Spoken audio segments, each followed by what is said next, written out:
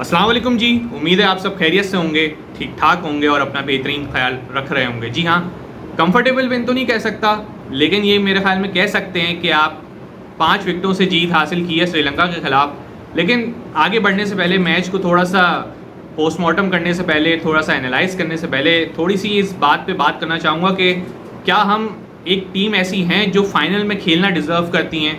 क्या हम इतनी बेहतरीन क्रिकेट खेल रहे हैं जिसके अंदर जो है हम कंफर्टेबली बैटिंग भी कर रहे हैं, बॉलिंग भी बहुत ज़बरदस्त हो रही है। आज तो चले बॉलिंग बहुत अच्छी की, कप्तानी भी कुछ बेहतरी नज़र आई उसमें, लेकिन कहीं ना कहीं मैं आपसे भी सवाल पूछना चाहता हूँ, मैं अपनी ऑडियंस से भी सवाल पूछना चाहता हूँ, क्या आप अपने आप से सेटिस्फाइड हैं इस चीज़ से कि आपकी टीम बहुत ही ज़बरदस्त क्रिकेट खेल रही है और दुनिया की बड़ी बड़ी टीमों को हरा सकती है और टॉप 2 में स्पॉट डिज़र्व करती है, जो कि फाइनल के स्पॉट्स हैं? पाकिस्तान वर्सेस इंडिया एक्सपेक्ट किया जा रहा है अब तक के फाइनल हो सकता है, लेकिन मेरे ख्याल में कहीं ना कहीं बात करते हैं कि मुझे नहीं लगता कि आप जो है वो डिज़र्व करते हैं कि कहीं ना कहीं आप जो है वो टॉप 2 की टीम बन सके, क्योंकि आपको क्रिकेट भी वैसी खेलनी पड़ेगी।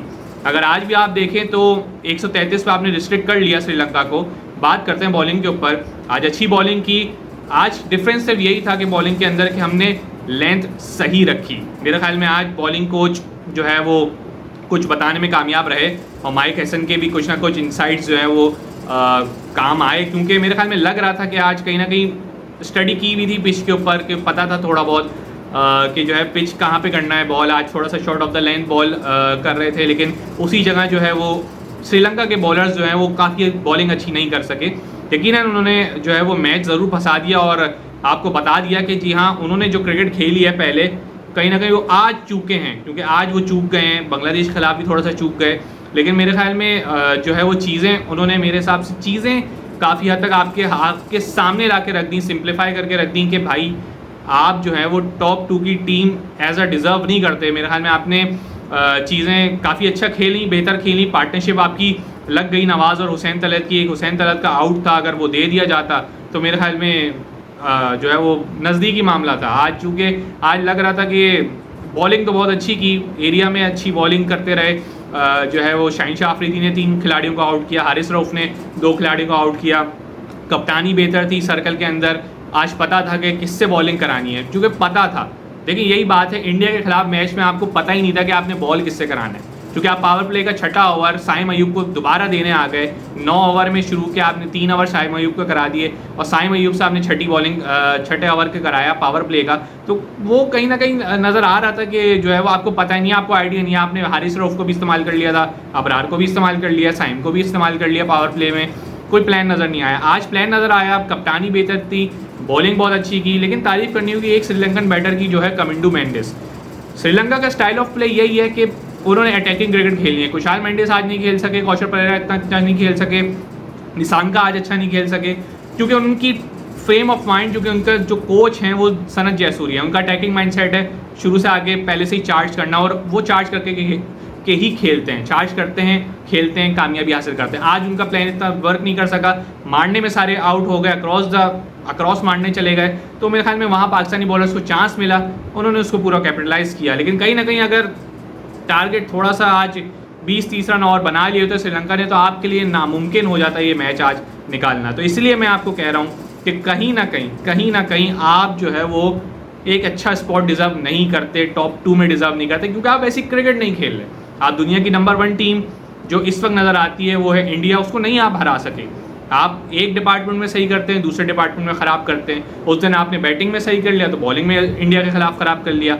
आज आपने बॉलिंग में सही किया तो बैटिंग उतनी प्रॉमिसिंग नज़र नहीं आई। जहाँ टारगेट लगना चाहिए था कि मेरे ख्याल में जहाँ आप 7 विकेटों से जीतते, 8 विकेटों से जीतते, वहाँ आप 5 विकेटों से जीत रहे हैं। वो तो हुसैन तलत ने आखिर में आके एक अच्छा स्पिन को वो खेलते हैं, ये पहले से पता है कि अच्छा खेलते हैं। हसरंगा को उन्होंने अच्छा खेला, वरना महेश ठीकशाना और हसरंगा ने मतलब मेरे ख्याल में आपको फंसा दिया था, बिल्कुल आज क्लूलेस कर दिया था कि मतलब नज़र आ रहा था कि कहीं ना कहीं टांगे कपकपा रही हैं। आज जो है आज 4-5 आउट 50 के करीब 60 के करीब हो गए थे। तो मेरे ख्याल में आज क्रेडिट देना होगा हुसैन तलत को, उन्होंने बॉलिंग भी अच्छी की, बैटिंग भी अच्छी की और चीज़ें जो है वो काफ़ी हद तक बेहतर की। यकीनन आगे मूव फॉरवर्ड देखेंगे हम कि किस तरीके से आज बांग्लादेश के ख़िलाफ़ आप किस तरह खेलते हैं, क्योंकि इंडिया ने भी अपने मैचेस अभी खेलने हैं, बांग्लादेश के ख़िलाफ़ भी खेलना है। श्रीलंका के खिलाफ भी मेरे ख्याल में गालिबन खेलना है। तो ये चीज़ें आपको देखनी है कि आप कहाँ बेहतरी कर सकते हैं। आप जीत ज़रूर गए हैं, लेकिन जीतने का मतलब ये नहीं होता कि आपने सारे बॉक्स जो है ना टिक करते चले गए हैं। ऐसा कुछ भी नहीं है। आपने आज बॉलिंग अच्छी की, कप्तानी थोड़ी बेहतर की, लेकिन मेरे ख्याल में जो वो चीज़ें हैं कि आप बॉलिंग में, बैटिंग में आपको थोड़ा सा देखना होगा कि कहीं आप जो है वो बैटिंग ऑर्डर शफल कर रहे हैं। साइम से बात करनी पड़ेगी। साइम को अब मेरे ख्याल में इनफ चांसेस आप दे चुके हैं। अब साइम अयूब की जगह अगर आप किसी और को शामिल करना चाहेंगे, क्योंकि मुझे जहाँ तक नज़र आता है, मेरा एक एडवाइस यही है और यही होनी चाहिए कि अगर आप पावर प्ले में हसन नवाज़ को खिलाएं, क्योंकि हसन नवाज़ से अभी तक नीचे रन नहीं हो रहे, तो आप पावर प्ले में जो है ना वो आप यूज़ कर सकते हैं हसन नवाज़ को साइम अयूब की जगह खिला के, क्योंकि साइम अयूब को मेरे ख्याल में अब रेस्ट देने का टाइम आ गया है। आप उनको अब रेस्ट दें, हसन नवाज़ को वहाँ खिलाएं कि अगर आपकी शुरू से ऊपर विकटें गिर जाएँ तो सलमान आगा जो है वो आ जाएँ। लेकिन सलमान आगा ने भी आज कुछ खास बैटिंग नहीं की। आपसे हाथ रीड नहीं हो रहा सर, आपसे हाथ रीड नहीं हो रहा, असरंगा का हाथ रीड नहीं हो रहा। तो आप ये देखें ना कि हाथ आप जब तक रीड नहीं करेंगे आप फ्रंट फुट पहले निकाल के बैठ गए। फिर उसके बाद ये कि चीज़ें जो है फ़कर को भी देखना होगा कि चीज़ें कुछ बेहतर करनी होगी गेम। लेकिन साइम अयूब की जगह अगर मैं चाहूँ तो कहीं ना कहीं आप हुसैन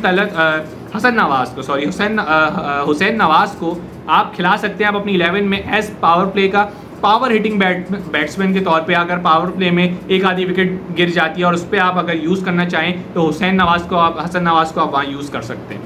तो मेरे ख्याल में चीज़ें जो है वो काफ़ी हद तक आपके लिए एक विन है। बॉलिंग ने आपको यकीनन विन दे दी, लेकिन बैटिंग अभी भी बहुत बड़ा क्वेश्चन मार्क है, कंसर्निंग पॉइंट है आपके लिए। इस चीज़ों को बेहतर करना होगा ताकि जो है वो आप आगे आने वाले जो मैचेस हैं, जैसे बांग्लादेश के खिलाफ, तकरीबन बांग्लादेश का मैच कदरे थोड़ा सा आसान है, इंडिया का मैच बहुत हाई प्रेशर गेम था, श्रीलंका वाला मैच आपके लिए और प्रेशर में था क्योंकि आप एक मैच हार के आ रहे हैं और बड़ा मैच हार के आ रहे हैं। लेकिन अगर आपको टॉप 2 में पहुंचना है, टॉप 2 में पहुंचना सिर्फ ये नहीं होता कि आप फाइनल की दौड़ में शामिल हो गए, आपको वैसे क्रिकेट खेलनी होती है। क्रिकेट खेल के आपको बताना होता है जी हाँ, ताकि दुनिया आपको माने कि यार आप नंबर 1 नंबर 2 स्पोर्ट की टीम है। अगर आप सिर्फ पहुंच जाएंगे और ये कहेंगे जी हम तो बहुत बेहतर हैं, हमने जो है ना सबको हराया और हम पहुंच गए, इंडिया एज अ रैंकिंग में नंबर 1 नहीं है, उनकी बैटिंग बॉलिंग फील्डिंग में नज़र आता है कि हाँ वो नंबर 1 टीम क्यों है। तो आज के लिए इतना ही। अपने मेज़बान को इजाज़त दीजिएगा, अपना बहुत बहुत ख्याल रखिएगा। मिलते हैं अगली वीडियो में। अल्लाह हाफ़िज़।